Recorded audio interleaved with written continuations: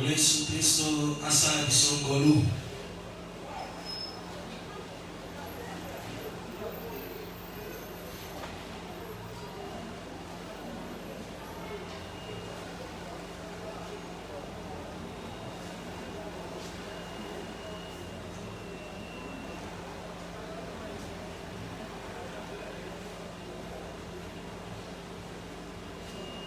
Faisons notre lecture. Toujours dans le livre de Josué 5. Kaka nakati ya buku ya Yoshua mokapu na mitano 13 à 5, 13 à 15 s'il vous plaît. Josué 5, 13 à 15. Yoshua mokapu na mitano molongo ya zomi na misato kino na zomi na mitano. Lisons au nom du Seigneur Jésus. Amen. Josué 5, 13 à 15, nous lisons. Quand Josué était près de Jéricho, lokola Yoshua zalaki pene de bumba Jéricho, il leva les yeux et regarda. Atombolaki miso na ye pe atalaki. Voici un homme s'éteignait debout devant lui. Tala mobali moko ko telema liboso na ye. Son épée nue. Azalaki na mopanga na ye libanda nesika ezalaka dans la main. Na loboko. Il alla vers lui et lui dit. Yoshua kendaki liboso na ye pe ayebisi ye. Es-tu des nôtres ou des non-ennemis? Ozali ya biso te ya banguna na biso. Il répondit. Ayanoli. Non. Te. Mais je suis le chef de l'armée de l'Éternel. Kasi nazali mokonzi ya mapinga yawe. J'arrive maintenant. Nazoya sikoyo. Josué tomba le visage contre terre. Yoshua koyaki elongi na mabele. Se prosternant et lui dit. Abondelaki pe atunaki emotuna. Qu'est-ce que mon Seigneur dit à son serviteur? Nini yango nkolo nanga azali koyebisa mosali na ye. Et le chef de l'armée de l'Éternel dit à Josué. Mokonzi ya mapinga yawe ebisi Yoshua. Ôte tes souliers de tes pieds, car les lieux sur lesquels tu te tiens est saint. Et Josué fit ainsi. Josué 6, 1 à 3. Jéricho était fermé et barricadé. Devant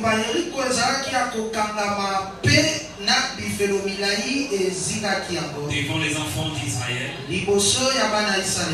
personne ne sortait et personne n'entrait. L'Éternel dit à Josué. Vois, je livre entre tes mains Jéricho et son roi, ses veillants soldats. Nakabi na maboko na yo ngumba Yeriko kumu na go pe bilombe na bango. C'est la parole du Seigneur. Ezali lo bankolo. On s'arrête là-bas pour avancer. Ozali na kotele ma awa pour to pousa na matea to kobakisa moke moke. Hier nous avions dit dans l'introduction. Lobi elekaki to lobaki ne banela ya matea na biso que ces événements se passent à la 40e année. Et makambo tonti na kotanga ezolekande na mobu ya tukumi na isima obi na babo. Nous avons donné une façon de comprendre cela facilement. Pesa kilolenge ya kusimba makambo na lopete nyonso. Et que Moïse est mort à l'âge de 120 ans. Et que Moïse a kufaki na mobu ya kama moko tukumi bale. On répète cela pour que cela soit bien compris. Tozobandela yango pointe yango esosola mamalamu. Quand il avait 40 ans, il est allé visiter ses frères. Il a vu comment maltraiter les Israélites. Il a pris défense des un des Israélites. Et puis la nouvelle s'est répandue. Et puis Moïse a fui. Là il avait 40 ans. Et puis quand il va de l'autre côté, il va faire encore 40 ans du côté des Madians. Et là il avait 80 ans. Il revient pour travailler avec Israël, les faire s'en sortir d'Égypte. Et puis il va mourir à l'âge de 120 ans. Donc dans le désert, Moïse lui-même a consommé les 40 ans avec le peuple. Pour ajuster, pour confirmer encore cela, nous lisons Deutéronome 1 verset 3.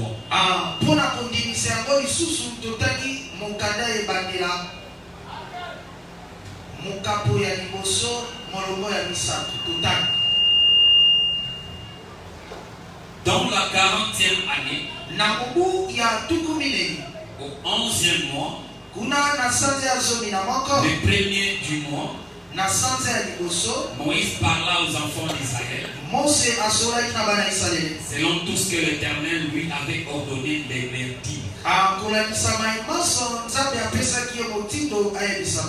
C'était la 40e année. Pourquoi on parle de 40e année? C'est pas l'année de la naissance, depuis la naissance de Moïse. Mais c'est depuis la sortie des enfants d'Israël de l'Égypte. Donc, Moïse lui-même a fait 40 ans. Est-ce que c'est clair? C'est donc ces témoignages. Sur base de cela, nous essayons de faire ces croquis.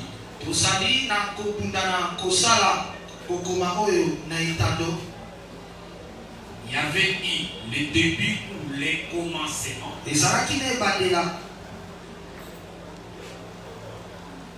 Les commencements. Et puis il y avait la fin.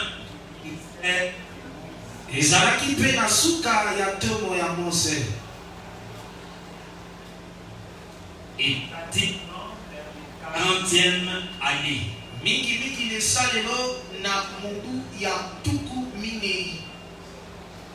Cette 40e année, c'est là où Moïse part et Josué prend relève.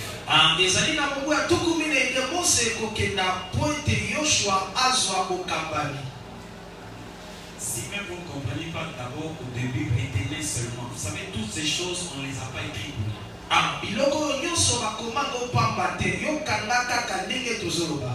40e année.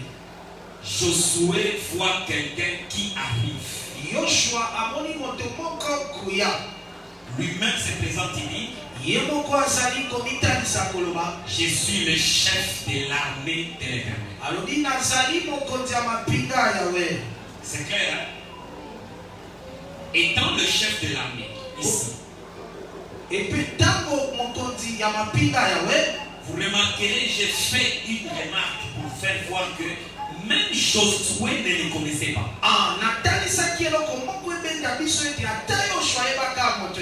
Parce qu'il lui a posé la question: et tu es le nôtre ou des ennemis? Cela veut dire en d'autres termes, en le voyant, Josué ne le reconnaissait pas.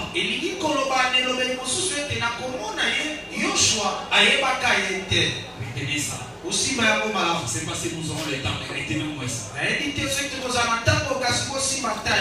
Je vous ai dit encore hier, Jésus, il a dit à ses disciples: passons, allez devant nous. C'est l'enseignement, c'est bien de lire et prouver cela avec les Écritures.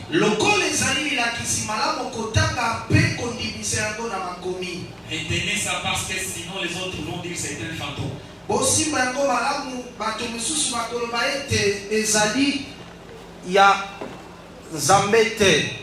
Mais vous retenez très bien, suivons-nous comment nous marchons. Matthieu 14. Je lis dans la parole vivante.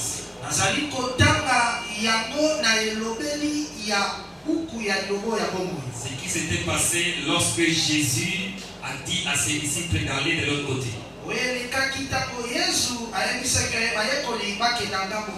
Verset 22. Tout de suite après,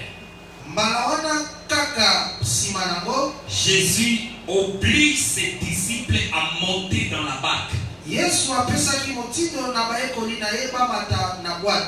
Il veut qu'il passe avant lui de l'autre côté du lac. Pendant ces temps,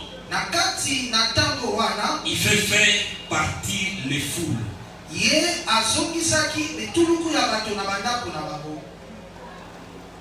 Croyez-vous aux Écritures? Croyez-vous à ce que nous lisons? Jésus lui-même faisait des choses qui faisaient attirer les gens. Et voici, ils sont venus. Lui se donne la peine de diviser ces gens en deux. C'était le diable. C'était qui?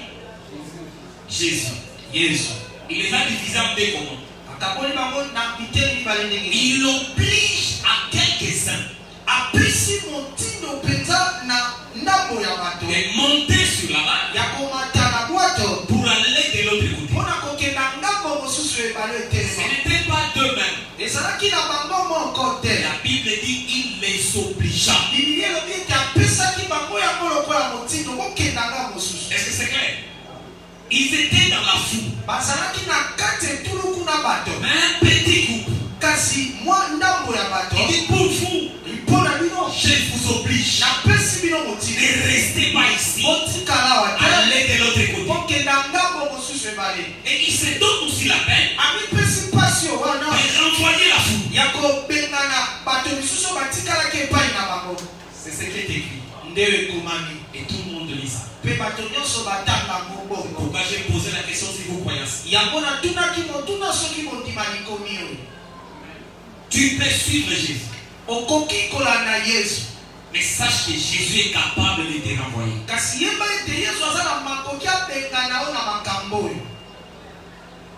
Est-ce que c'est clair? Amen. Nous allons avec une première démonstration. Il y avait 10 lépreux qui étaient malades. Combien? 10. Ils avaient entendu ce que Jésus faisait. Et ils sont venus pour être guéris.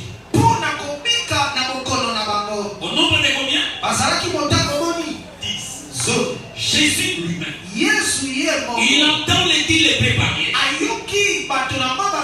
Et pitié, dans la bouche de Jésus, il dit à ces lépreux clairement, allez vous présenter là où il y a le sacrificateur. Qui a dit ça? Ce n'était pas le même. Jésus. Il a dit quoi? Allez. Allez. Ces gens avaient bien compris. Ils avaient bien compris.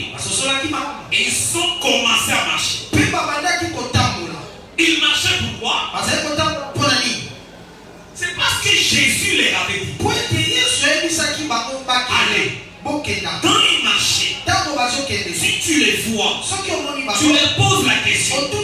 Vous allez où? Pourquoi vous partez? Ils te diront, nous l'avons écouté. Lui-même, il nous a dit, allez. Et dans le dictionnaire, allez veut dire, quittez là où vous étiez pour partir de l'autre côté.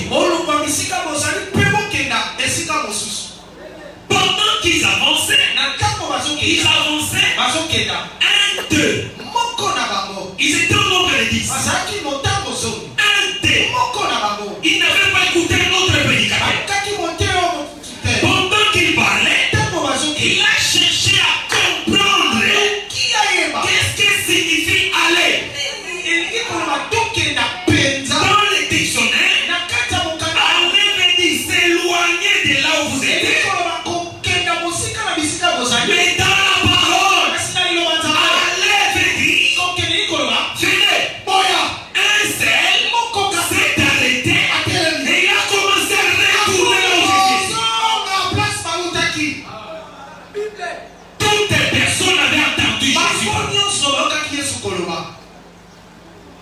Est-ce que c'est clair? La foule s'est divisée en deux. Les messes qui continuaient de partir, qui continuaient d'aller. Un seul a commencé à retourner. Arrêtons-nous pendant un moment. Qui des deux couples avait compris ce que Jésus avait dit? Si tu demandes aux neuf, ils diront, moi, je l'ai bien écouté. Il a dit quoi? Allez, allons-y.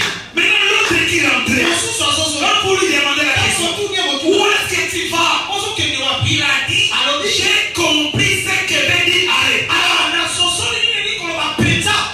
Et il rentre, il arrive, il vient souvent, Jésus l'attendait là. Et quand Jésus les voit, il lui pose la question, où sont partis les autres? Maintenant qui avait bien compris? C'est pourquoi un homme peut dire, mais Jésus a dit, allez, ils sont allés. C'est que aller ne veut pas dire aller, ça veut dire venir.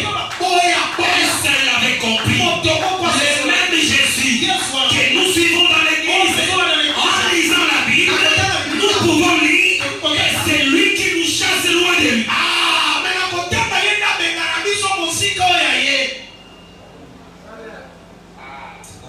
Tu vas bien comprendre. Les 10 personnes, bateau zone, tu vas expliquer quoi à qui? Jésus,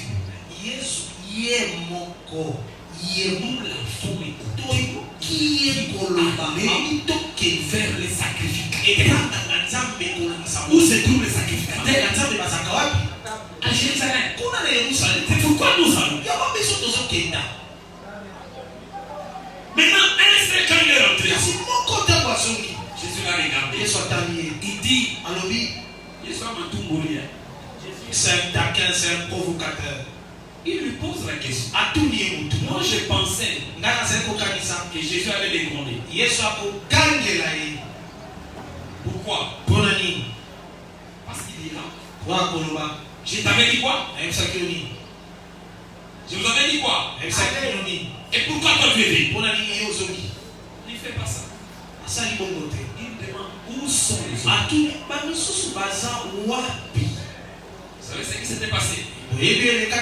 Cet homme-là, quand il avait écouté aller, pour la première fois, l'église avait 10 personnes. Il marchait. Ils étaient les frères.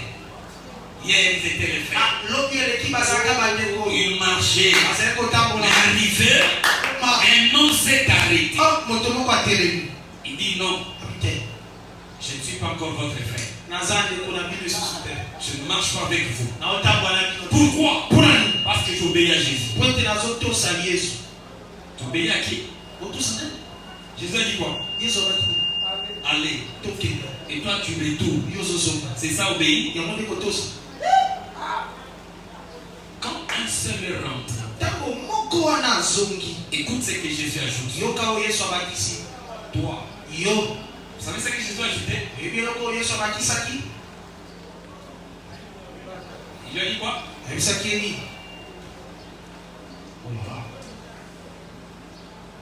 Luc 10. Il lui a dit quoi? Ça c'est la question. Après il a ajouté quoi? Hein?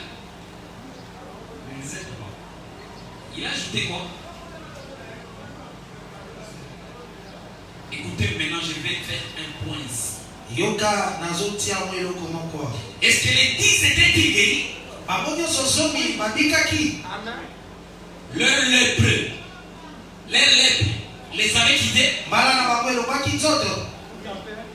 Tous les 10 ans. Quand est-ce qu'ils étaient guéris? C'est que quand ils quittaient Jésus, apparemment il n'était pas guéri. Or c'est là qu'ils avaient reçu la guérison. Dieu peut commencer quelque chose en vous. Vous l'avez déjà alors que vous n'avez pas encore vu.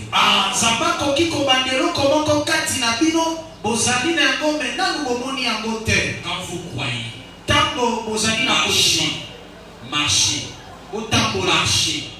Le jour où vous verrez cela, ce n'est pas ces moments que vous l'avez reçu. Je crois que tu as déjà ta guérison. Je crois que tu as déjà ton travail. Même si tu ne l'as pas vu, parce que tu as rencontré la solution, il t'a tout donné. Maintenant, Jésus voit cet homme qui rentre seul. Il dit, où sont les autres? Mais ce que j'aime, c'est quoi? Cette parole qu'il ajoute, il vous a aidé. Lisez cela vous-même. Qu'est-ce que Jésus a dit à cet homme qui est rentré?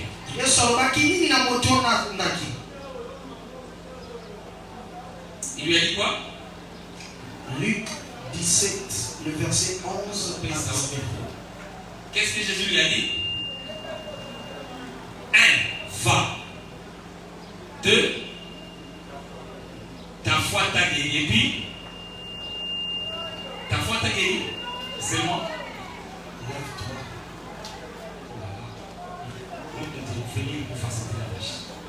Luc chapitre 17. Le verset 17 au verset 19. Jésus prenant la parole et dit: Les 10 n'ont-ils pas été guéris? Et les 9 autres, où sont-ils? Ne s'est-il trouvé que cet étranger pour revenir et donner gloire à Dieu? Puis il lui dit: lève-toi, va, ta foi t'a sauvé. Ils étaient au nombre de combien? 10 étaient guéris. Les 10 étaient guéris. Ils étaient guéris par rapport à la chair. Mais un seul, il a été guéri aussi par rapport à la chair. Il a compris qu'elle veut dire aller. Aller veut dire quoi? Revenir. Ça, la théologie ne peut pas expliquer.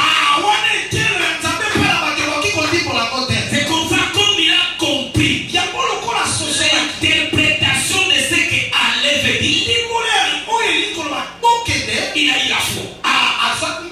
Les 9 n'avaient pas la foi. C'est pourquoi Jésus lui dit: ta foi t'a sauvé. Le salut est dans l'interprétation de la parole. Dieu peut guérir beaucoup de gens. Ça leur donner l'interprétation de la parole. Dieu peut faire donner des mariages aux gens. Il peut leur donner de l'argent. Mais l'interprétation de l'église, ça c'est Dieu qui donne ça à un gros petit nombre de minorités. C'est comme ça Jésus a envoyé les foules. Mais un petit groupe, il les a obligés d'aller de l'autre côté. Quand tu es guéri, Jésus doit te dire: lève-toi et va. Il doit te séparer des autres. Est-ce que c'est clair? Maintenant remarquez, pendant qu'ils avançaient, il y avait un commencement de leur marche. Est-ce que c'est clair? Les gens que Jésus a dit de monter dans la barque, ils sont montés, obligés par Jésus. Pendant qu'ils avançaient, écoutez ce que dit la Bible dans Matthieu 14. Là où nous avons lu, j'ai lu dans la parole vivante. Verset 23. Jésus les renvoie donc. Il monte dans la montagne.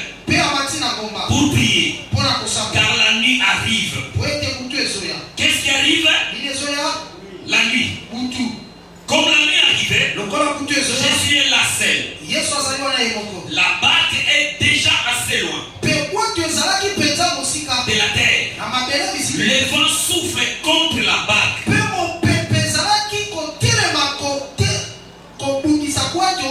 Et les vagues viennent la frapper. Vers la fin de la nuit. Dans l'autre version, on dit vers la 4e veille. C'est que c'est la fin de la nuit. Est-ce que c'est clair?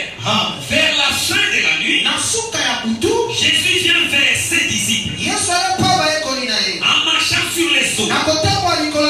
Quand les disciples les voient marcher sur l'eau, ils ont effrayé.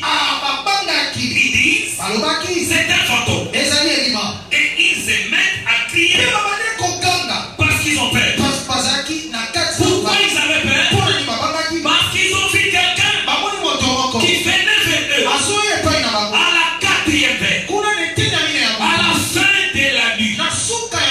Quelqu'un est venu. En fait, il n'était pas un étranger. Mais eux n'avaient pas compris que celui qui vient n'est pas un ennemi. Parce qu'il y avait les femmes qui les dérangeaient. Il venait à leur secours. Mais la manière dont il venait, que ses propres disciples ont été troublés. Ils pensaient voir un fantôme. Écoutez-moi très bien. Ce n'était pas les démons, mais c'était Jésus. À la fin de la marche, Jésus se révélera à une dimension que même les croyants auront des difficultés de croire. Nous allons mettre les points sur les i. Écoutez maintenant très bien. Jean Baptiste, le prophète, quand il est venu sur la terre, au milieu d'un peuple religieux, les fils d'Abraham, il y avait des sacrificateurs, il y avait des pharisiens, il y avait des sadducéens. Tous utilisaient la Bible, les saintes écritures, et ils prêchaient aux gens la repentance. Est-ce que vous me suivez? Les pharisiens prêchaient la repentance. Les sadducéens prêchaient la repentance. Les lévites dans les temples prêchaient la repentance. Et Jean, quand il est venu, il n'a pas de Dieu. Il savait que tous ces gens enseignent la repentance. Mais Jean aussi, il commence à enseigner. Quel est son premier message? Répentez-vous. Jean aussi prêche quoi? La repentance. Que Dieu te donne de l'intelligence maintenant. Jean le prophète de Dieu,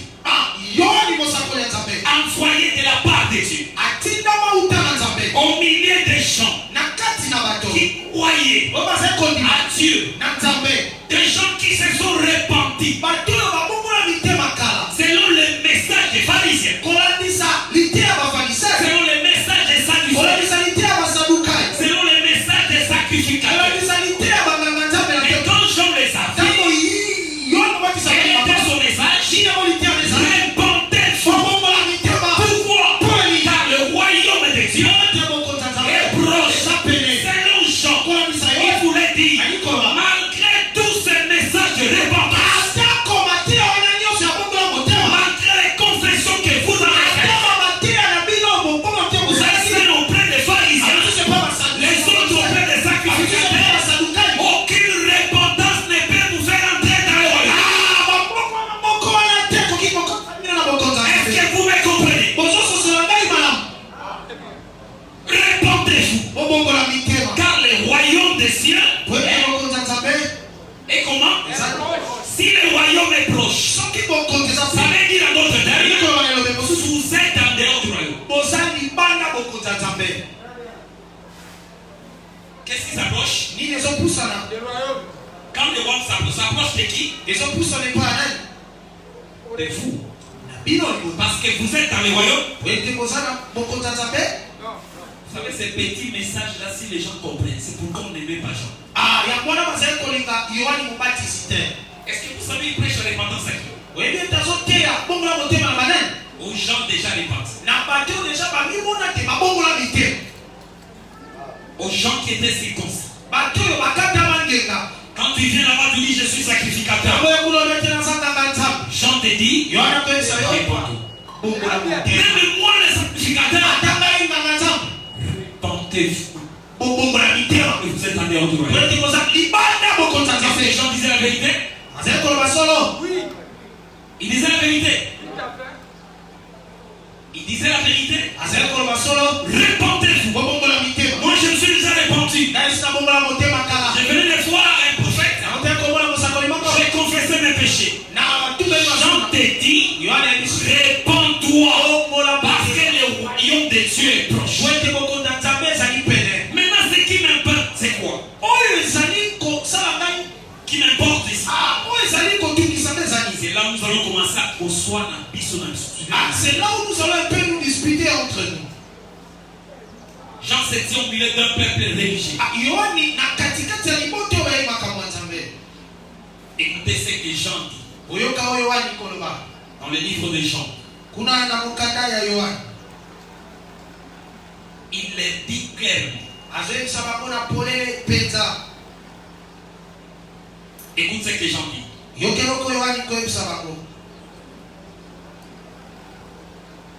Je peux lire dans la version seconde. Je peux lire version seconde. Jean 1. Commencez dans le verset.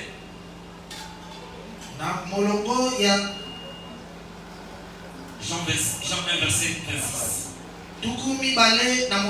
Jean 1, 26, nous lisons au nom de Jésus-Christ. Nous lisons au nom de Jésus-Christ. Jean leur répondit, moi, je baptise d'eau. Mais au milieu de vous, il y a quelqu'un que vous ne connaissez pas, qui vient après moi. Je ne suis pas digne de délier la courroie de ses souliers. C'est sauté. Verset 30. Le verset 30. C'est celui dont j'ai dit, après moi, vient un homme qui m'a précédé, car il était avant moi. Je ne le connaissais pas. Marchons lentement ici.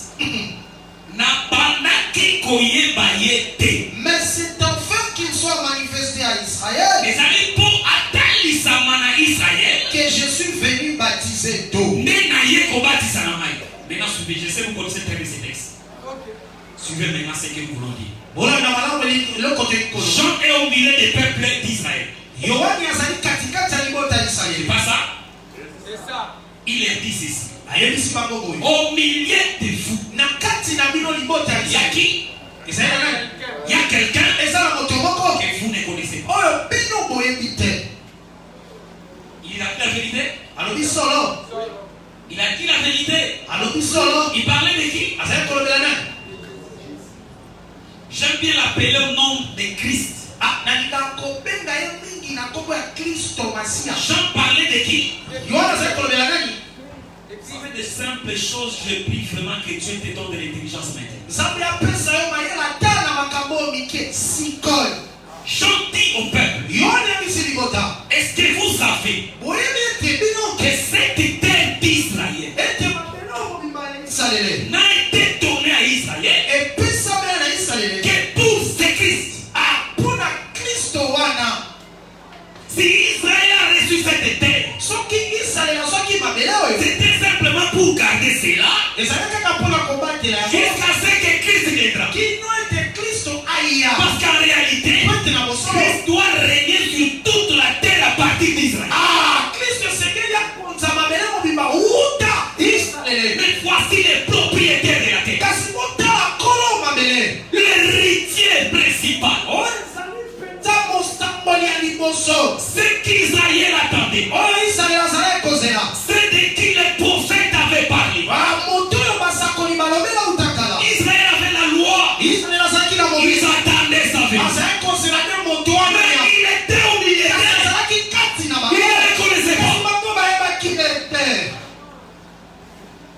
Si Israël, qui était le peuple de Dieu, ont vu Jésus, ils ne l'ont pas reconnu.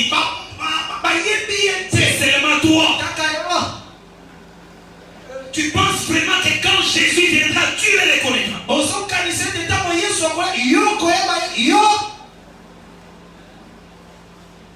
Est-ce que vous me suivez? Jean dit, quelqu'un est au milieu de vous. Il n'est pas dans les ciels. Il est au milieu de vous. Mais vous ne le connaissez pas. Est-ce que je pose la question? Ce que Jean disait était vrai. Au commencement de son ministère, même Jean lui-même ne le connaissait pas. Pourquoi? Parce que Dieu qui a envoyé Jean ne lui avait pas donné la totalité de la chose. Il lui a donné une partie. Et Jean s'est tenu sur ce qu'il avait reçu au commencement. Si tu retiens ce que Dieu t'a donné au commencement, si tu ne t'éloignes pas, Dieu ajoutera jusqu'à ce que tu ne connais pas, tu ne connais pas. Restez dans les textes. Jean leur dit, au milieu de vous, il y a quelqu'un que vous ne connaissez pas. Parle au présent ou au futur.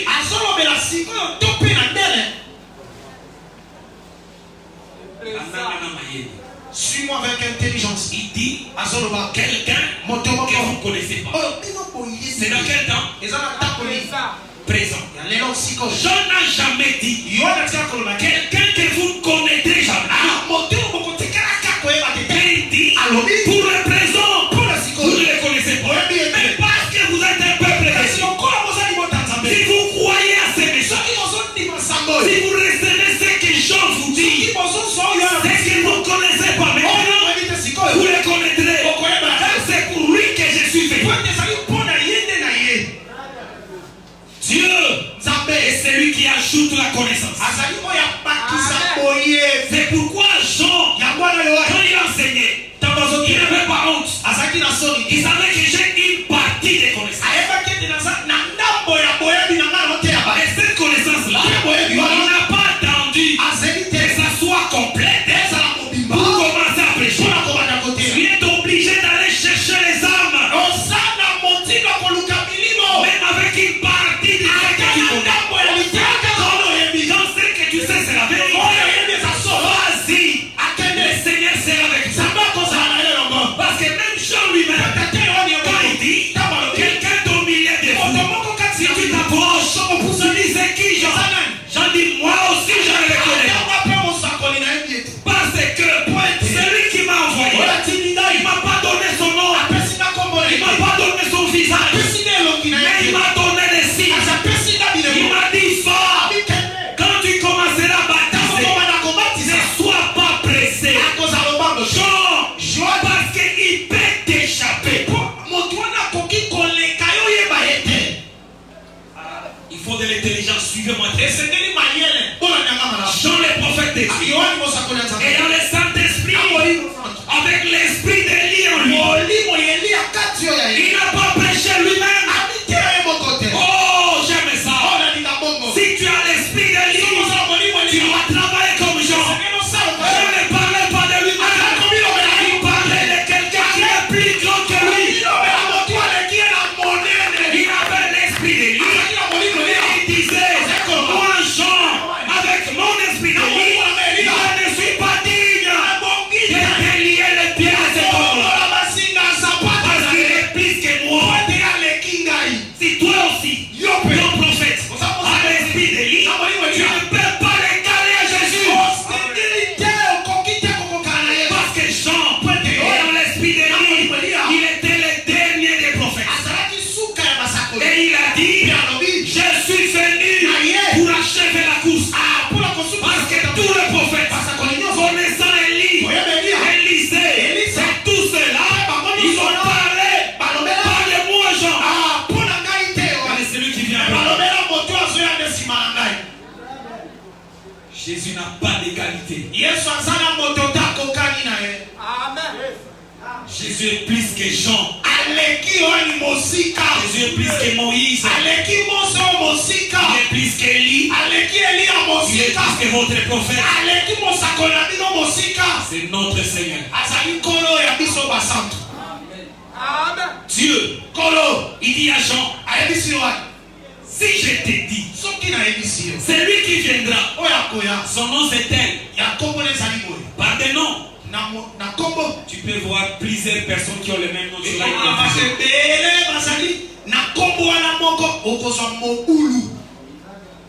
je te donne pas son nom. Même si je te donne, te montre son visage. Il y a d'autres jumeaux. Ils ont le même visage. Mais les ADN différents. C'est vrai ça? C'est pourquoi Jean, je te donne ni son nom, ni son visage. Mais je te dis, tu dois être à son service. Seulement Jean, quand tu commenceras à baptiser, ne baptise jamais quelqu'un sans qu'il ait à confesser. Parce que la repentance, c'est le message que je t'envoie donner. C'est comme ça quand les gens venaient, ils devraient confesser leurs péchés avant d'être baptisés. Ne plonge jamais quelqu'un dans l'eau aussi longtemps qu'il n'a pas confessé.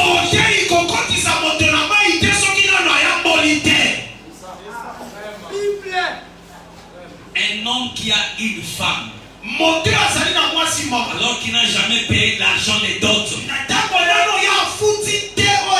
tu ne peux pas les baptiser. Une femme qui vit comme ça, Jean, toi peut-être tu peux les baptiser. Mais Jean, il ne peut pas. C'est comme ça que chaque personne vient. Il confessait ses péchés et Jean les baptisait. Il n'était pas pressé. Quand il baptisait quelqu'un, il regardait, il observait. Quand cet homme sortait de l'eau, Jean le regardait, il partait. Jean savait que c'est pas lui.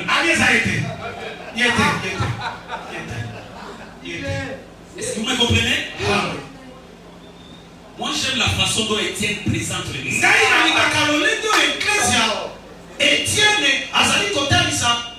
Le message des gens. Et la manière dont Paul a pris, parce que j'ai dit que Paul a pris ça d'Étienne. Écoutez comment Paul présente ce message. Prenez Acte 13.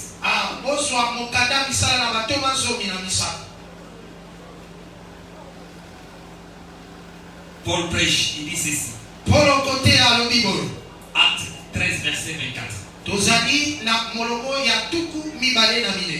Avant sa venue, Jean avait prêché le baptême de repentance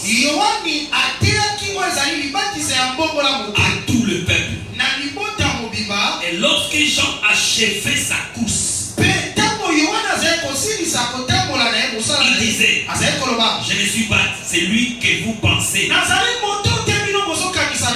mais voici après moi vient celui des pieds duquel je ne suis pas digne de délier ses souliers.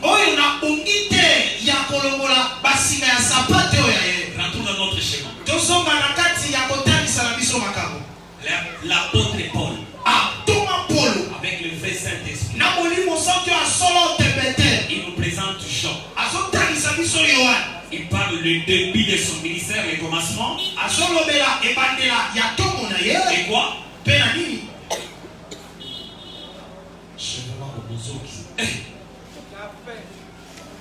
Nous venons de lire ça. Nous allons relire. Et c'est vous allez répondre. Verset 24. Avant sa venue, avant la venue de qui? Jean avait prêché le baptême de repentance. C'était quand? le début ou le commencement de son ministère. Verset 25. Lorsque Jean achevait sa course, c'est qu'il y avait le commencement de sa course et quoi? Et son achèvement. Suivez ici très bien. On te dit qu'est-ce que Jean fait? Il y a quelqu'un au milieu de vous.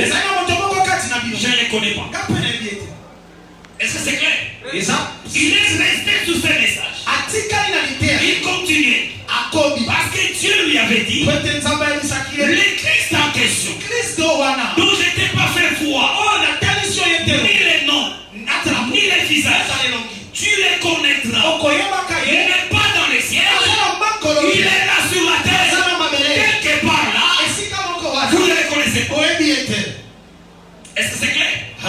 Pendant que Jean continuait, il devait être attentif. Quand il baptisait, parce que s'il ratait ça, toute sa mission serait terminée. Il aurait échoué totalement. Est-ce que vous me comprenez? C'est qu'au milieu des gens, il y a des gens qui viennent à Jean pour se faire baptiser. Qui sont-ils? Des pécheurs. Mais au milieu des pécheurs, il y a quelqu'un sans péché. Il viendra aussi à Jean, pas pour se faire baptiser pour la repentance, mais afin que Dieu complète ce que Jean ne connaissait pas. Est-ce que vous me comprenez? Jean devrait l'identifier par des signes. C'est comme ça quand Jean baptisait, il devrait observer. N'oubliez pas, il est un prophète.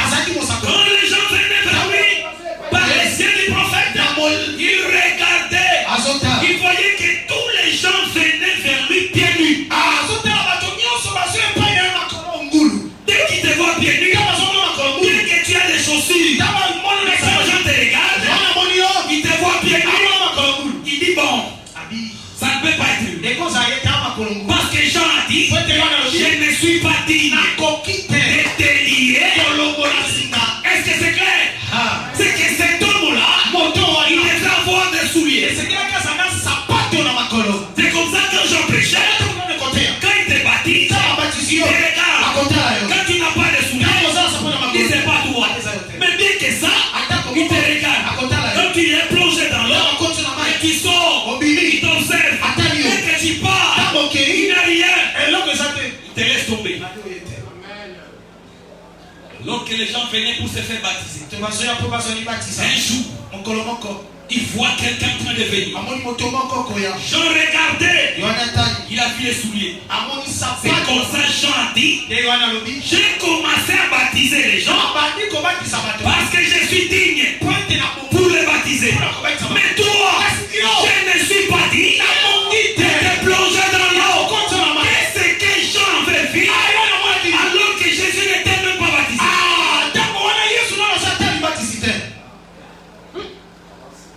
Est-ce que vous me comprenez? Vous ne comprenez pas. Le problème est ça qui vous sauve. Si tu viens chez l'homme, qu'est-ce que tu dois faire? Faut tomber. Tu dois confesser. Est-ce que c'est clair? C'est pourquoi Jean était vraiment fier près des autres. Quand tu viens, tu commences à confesser. Ses oreilles entendent tes péchés. Lorsqu'il te plonge dans l'eau, l'eau couvre les saletés de tes péchés. Et toi tu sors et tu répares. C'est que Jean savait que moi, je suis digne de baptiser qui? Les pécheurs. De baptiser qui? Des pécheurs. Alors que Jésus n'avait pas encore été plongé dans l'eau. Il vient pour se faire baptiser. Mais Jean commence à parler. Ce qu'il n'avait jamais fait avec les autres. Est-ce que vous comprenez? Il dit non, je ne suis pas digne de te baptiser. Qu'est-ce que Jean veut vivre?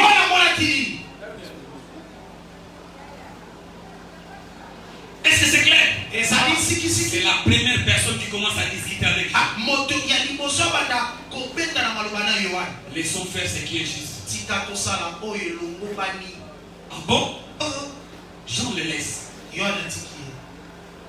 Parce que Jean compris. C'est la seule personne que Jean a baptisé sans qu'il y ait une confession. Parce que Jean l'a compris, il a pris, il a plongé sans confession. Et quand ils sortent, tellement j'étais stupéfait.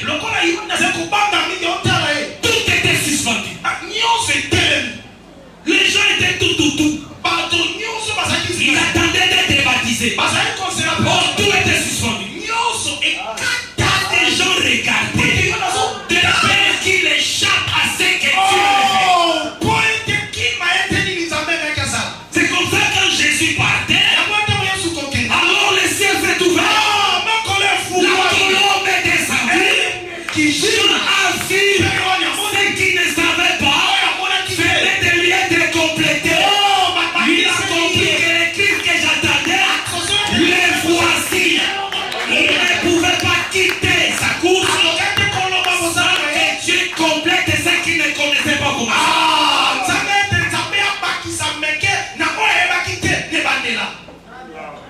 C'est que tu ne sais pas au commencement. Garde la parole. Un jour, tu connaîtras cela. Très bien. Maintenant nous allons commencer à débattre. Vous m'avez compris? Au début, Jean connaissait. Je vais maintenant essayer de t'aider pour que tu ne sois pas scandalisé. Est-ce que vous savez que Jean l'attendait? Le peuple aussi l'attendait. Il ne connaissait ni jour, ni l'heure. Est-ce que c'est vrai? Suivez-moi très bien. Dieu seul le savait. Ni les jours, ni l'heure. Mais avant que Jésus ne soit baptisé, quand Jésus venait, en voyant les premiers signes qui étaient les souliers, Jean a connu les jours.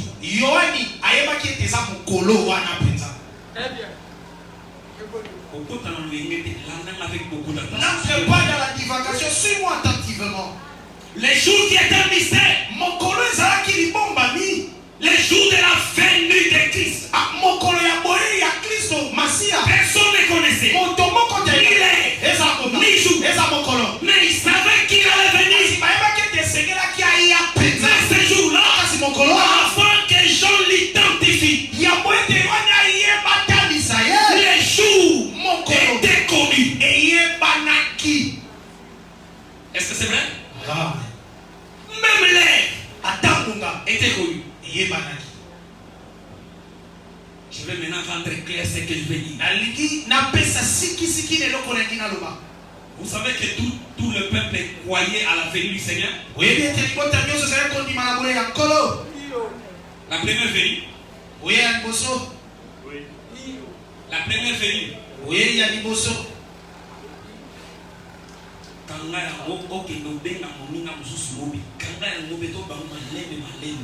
Retiens-le bien. C'est pourquoi je disais pasteur,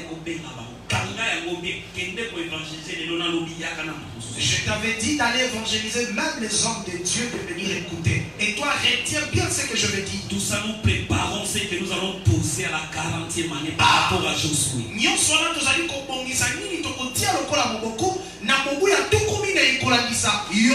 Avant que Jésus ne vienne, le Christ, la première prophétie.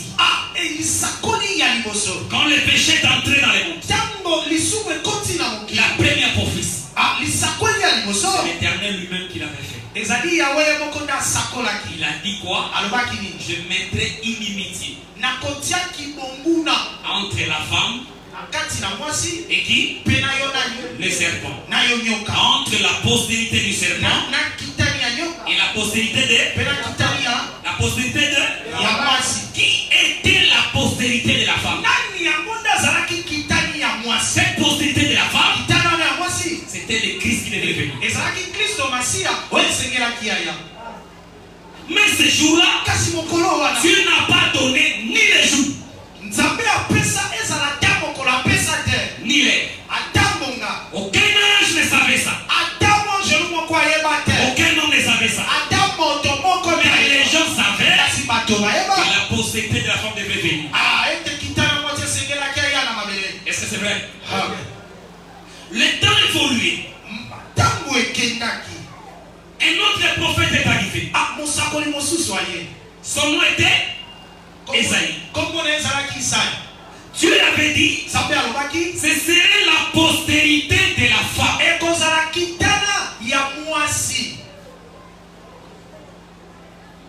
Quelle femme? On ne la connaissait pas. Est-ce que c'est clair? Ça c'est dans Genèse 3. Quand Dieu marche, en marchant, Esaïe est arrivé. Dieu a gardé ce qu'il avait dit au commencement. Mais il a ajouté quelques détails. Il est un Dieu qui ajoute, qui augmente la connaissance. Esaïe est venu, il a dit, une vierge concevra. C'est que sur la femme, on a ajouté détail vierge.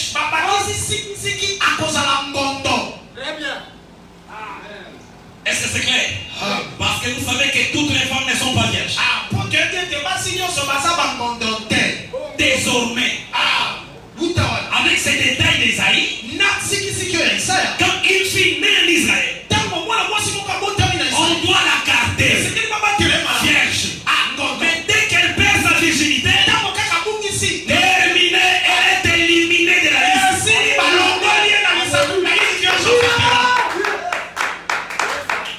Est-ce que vous me comprenez?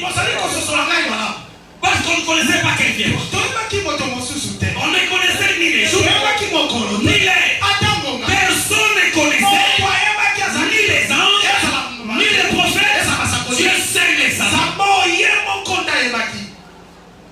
Est-ce que c'est clair? On attendait la première venue. Est-ce que c'est clair?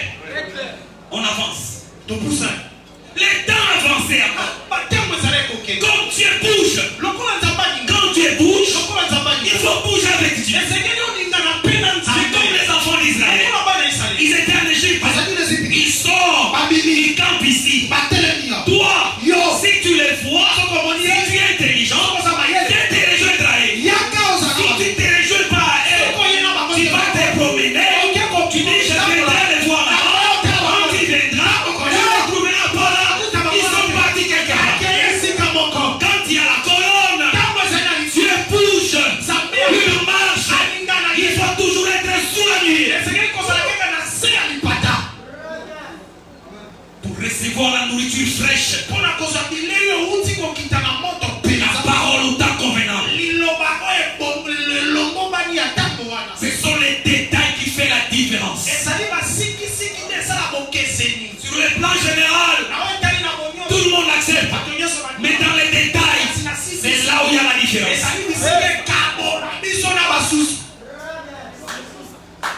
Une vierge est arrivée. On attendait une vierge. Le temps avancé. Un jour, Dieu dit un ange. Il y a un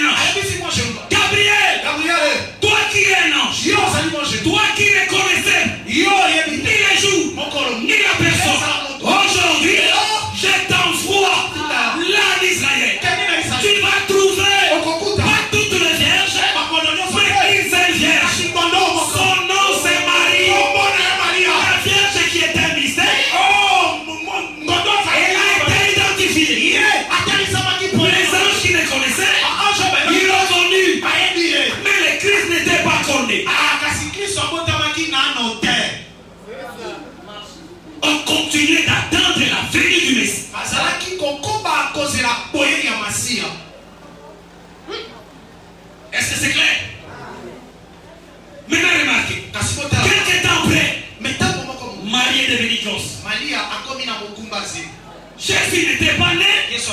Un homme sur la terre savait que le Christ est là.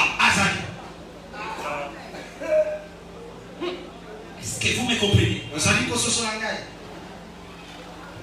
Il était là au milieu des hommes. Il y avait une femme de l'autre côté. Au nom d'Élisabeth. Marie quitte là où elle était. Elle va voir Élisabeth. Élisabeth crie. La mère de mon Seigneur est venue vers moi. Un homme sur la terre. Il a su les jours avant la naissance du Messie sur la terre.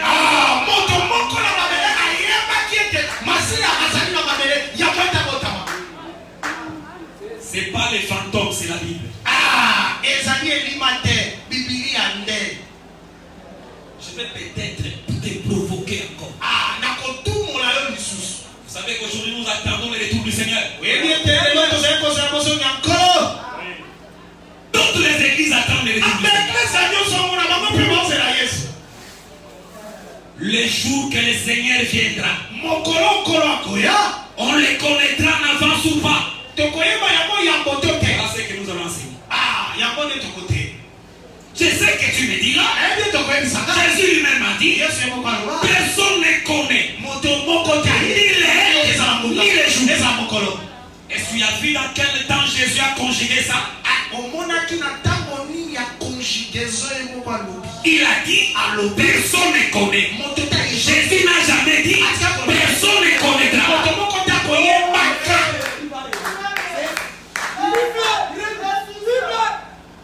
Quand l'église avance, ce qui était caché, Dieu révèle cela. Amen. Amen. C'est pourquoi vous comprendrez pourquoi le chef a dit, je suis le chef. Je suis arrivé maintenant. Je crois que Dieu te fera grâce pour comprendre ça.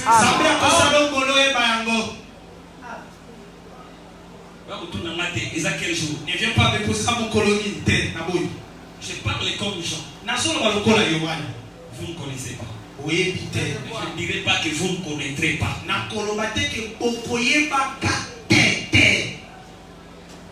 Je m'infiltre, je vous provoque encore parce que l'heure est partie. Vous voyez jusque-là que Israël, on attendait qui? Le Messie. On a commencé à attendre le Messie depuis la prophétie de Genèse. Les gens attendaient. Il mourait dans l'espérance sans avoir fille. Abraham a attendu le Messie. Il est mort. Isaac a attendu le Messie. Il est mort. Mais il est arrivé un nom en Israël. Son nom était Simeon. Lui aussi attendait le Messie. Il avait la même foi que Adam avait. Mais Adam est mort. Il n'a pas vu le Messie. Quand Simeon est arrivé, Dieu lui a dit, pour toi Simeon, tu ne mourras pas sans avoir vu le Messie. C'est que dans les groupes de gens qui attendent le Messie, Dieu a choisi quelques-uns. Il a dit, toi, tu ne mourras pas. Tu vivras la promesse. Je ne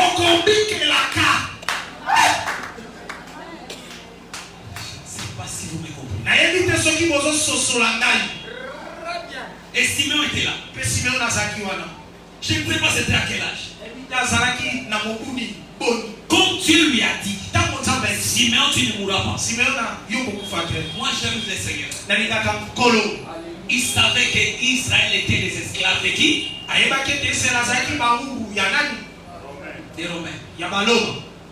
Il savait que les Romains peuvent se rébeller. Ils peuvent se rébeller.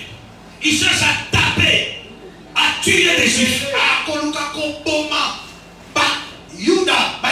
Comme font les dominateurs sur ceux qui sont faibles. Si Simeon il a quelque part, et que les gens viennent pour attaquer ces gens-là, même s'ils fuient, ils se tiennent seulement ici.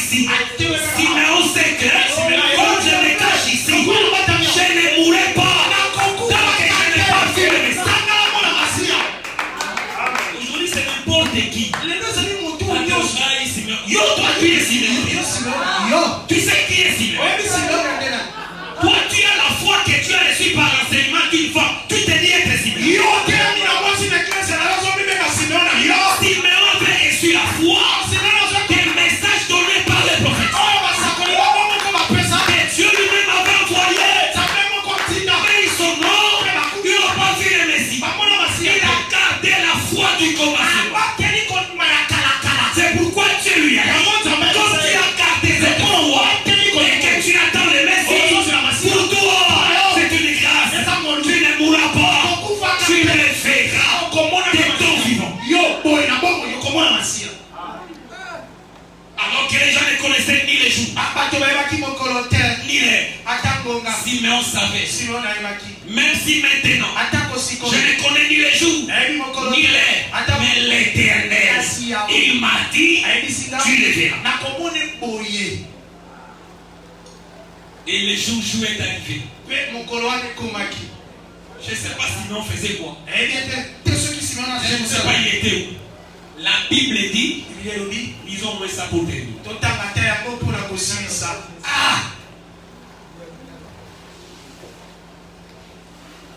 Sur le livre de Luc.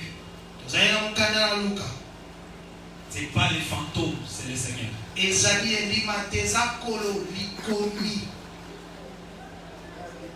Verset 25. Et voici, il y avait à Jérusalem un homme appelé Simeon. Cet homme était juste et pieux. Toi, tu attends le Messie. Est-ce que tu es juste et pieux? Il vit dans l'impudicité, dans le mensonge. Et tu dis tu attends le Messie. Tu es comme la femme adultère. Cette femme dans Jean 4. Elle avait plusieurs femmes. Et quand Jésus était là, il a dit à Jésus, nos pères, ils adorent ici. Oh, tu avais plusieurs femmes. Plusieurs maris. Et il a continué, il dit, nous savons que le Messie viendra. C'est comme toi. Les frères, répandons-nous. Vivons la sainteté. Et ceux qui se sont repentis qui verront le Seigneur. Simeon attendait les Messie. Parce qu'il attendait, il était juste et pur. C'est comme ça la Bible dit. Cet homme était juste et pur. Il attendait la consolation d'Israël. Et le Saint-Esprit était sur lui. Il avait été divinement averti par le Saint-Esprit. Il ne mourait point avant de voir vivre le Christ. Et ce jour-là, il fait au temple, poussé par le Saint-Esprit. Et comme les parents apportaient le petit enfant Jésus pour accomplir à son égard ce qui était ordonné, Simeon le reçut dans ses bras. Il bénit Dieu et il dit, maintenant, Seigneur, tu as laissé ton serviteur de voir ce que tu as promis. Alors laisse ton serviteur s'en aller en paix.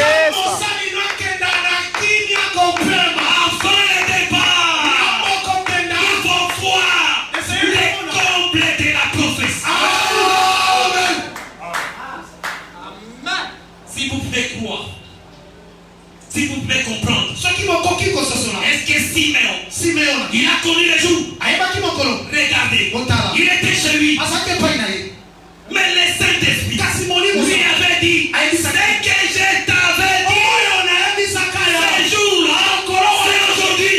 Simeon a connu le jour avant de voir le Messie. Quand il venait dans le temple, il savait que le jour qui est un mystère, c'est aujourd'hui. Ça ne passera pas.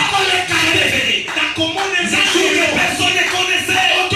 C'est connu sur la terre par des a fait grâce. Quand le Messie viendra, on les connaîtra ou non. Je peux te scandaliser. Il y avait un nom sur la terre. Son nom était Élie. Il a vu des gens mourir. Des gens mourir. Lui aussi s'est mis dans la liste de ceux qui allaient mourir. Et Jézabel l'a dit, demain, à 7h, je vais te tuer. Ça veut des gens n'ont pas peur.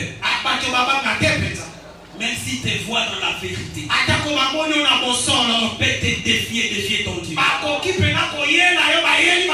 si tu viens à l'église, les gens peuvent te défier ton Dieu. Jézabel croyait à la puissance de son argent, au service de l'État. Avec les gens de sécurité, on lui donnera toutes les informations. Élie, demain, ça ne passera pas. Il y a des gens qui ont placé la date pour ta fin. Je les informe. Il y a un Dieu qui a les derniers mots sur la terre. Amen. Amen. Dieu lui-même n'avait jamais prévu Élie dans la liste des morts. C'est seulement toi, Jézabel, qui arrivera à tuer. Nous allons voir des messieurs.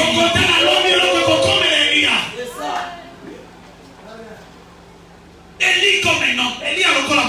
Il était le Saint, il avait le Saint-Esprit. Il savait aussi que Dieu a permis la mort. Lui-même s'est mis dans la liste des morts. Vous voyez comment il a demandé la mort? Jézabel, c'est pas toi qui vas me tuer. Il fuit. Il va dans les déserts. Il va chercher un petit âne. Il dort. Il dit Dieu, c'est toi. Je suis parmi eux. Mes pères. Au lieu que Jézabel me tue, toi-même, tue-moi. Il est sans homme. Mais il dit qu'il y a des temps quand la lali avec l'espérance que je parte sous le soleil. Dieu entend Élie. Regarde.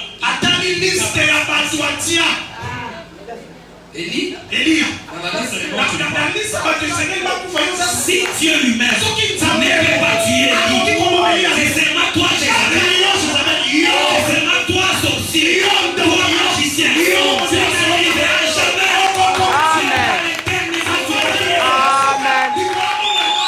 Amen. Amen. C'est pourquoi vous remarquerez bien. C'est alors que Dieu lui dira, Élie, tu veux la mort? Bon. Non, Dieu m'a fait. Élie en plein sommeil sur l'arbre. Si tu veux chercher la mort, allez sous l'arbre.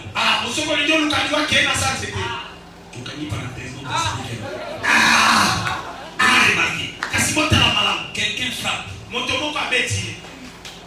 Élie, réveille-toi. Moi je me dis peut-être qu'il se disait bon. Comme je fuis, je suis seul ici. Et que j'ai demandé la mort. Quelqu'un qui me dit c'est pour dire alors je viens te tuer. Mais il s'est détourné. Il voit une criche d'eau avec des d'eau qui n'a jamais mangé dans toute sa vie. Là où tu te vois seul. Quand tu te rendras compte qu'il n'y a personne, le ciel pourra vous dire. Les secours dépassera ton Amen. Il y a un Dieu capable de te secourir. Même dans les lieux où tu es seul, Dieu te voit, il te connaît. Amen. Maintenant il dira à Élie, retourne. Tu vas oindre Élisée prophète à ta place. Il y a ici des choses. Élie demandait quoi? La mort. Dieu l'a tué. Mais il lui donne un devoir. Rentre. Tu vas oindre Élisée prophète à ta place. Dieu lui donne une information qu'il n'avait pas reçue au début de son ministère. C'est qu'il comprend que je ne meurs pas, mais quelqu'un va prendre ma place. C'est que je ne vais pas mourir, mais d'un moment à l'autre, je vais disparaître. C'est simplement et ça pété. Quand tu vois quelqu'un à ta place, c'est quelqu'un qui va te succéder parce que tu alors qu'il ne l'a pas tué.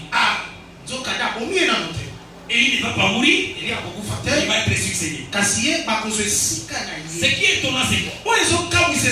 Et il rentre, il voit Élisée. Et il va dire à Élisée, Élisée, reste ici. L'Éternel, Yahweh, qui m'a dit de te voir les prophètes. L'Éternel, Yahweh, m'envoie. Suivez ici très bien. Élisée dit, l'Éternel est vivant. Moi, je me séparais pas. Oh, Élisée avait une information. Qui n'avait pas dit à Élie. Pendant qu'il marchait, le fils des prophètes qui était là bêté, ils sont venus dire à Élisée, est-ce que tu sais que ton maître sera enlevé aujourd'hui? Et il n'était pas enlevé, mais les fils des prophètes sur la terre, ils ont connu les jours. Et ils ont dit la vérité. Et Élisée dira, qu'est-ce que fou? Moi aussi je le sais. Est-ce que les jours de l'enlèvement sera connu ou pas? On va l'expliquer, il ne faut pas forcer.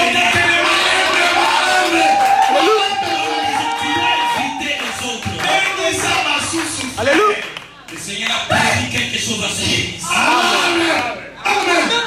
Craignez Dieu. C'est ça. n'est pas laissé dans la bouche seulement. Paul était un homme de la même nature que nous.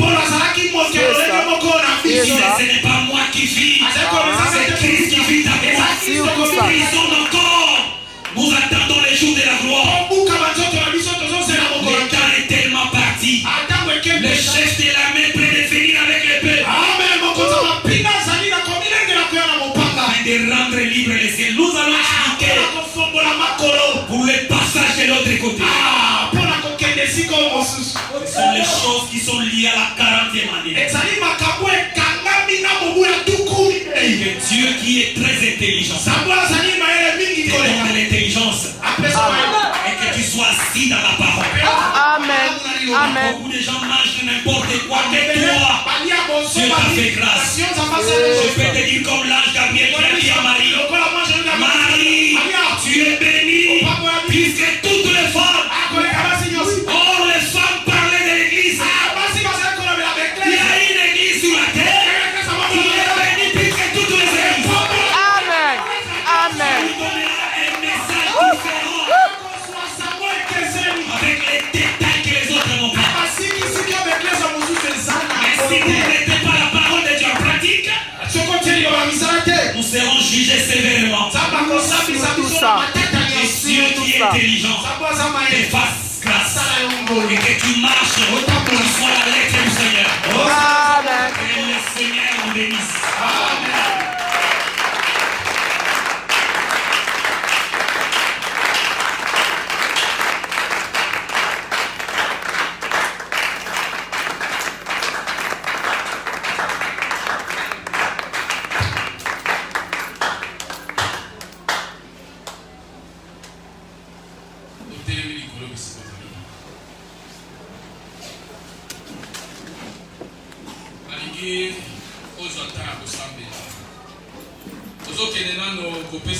Merci.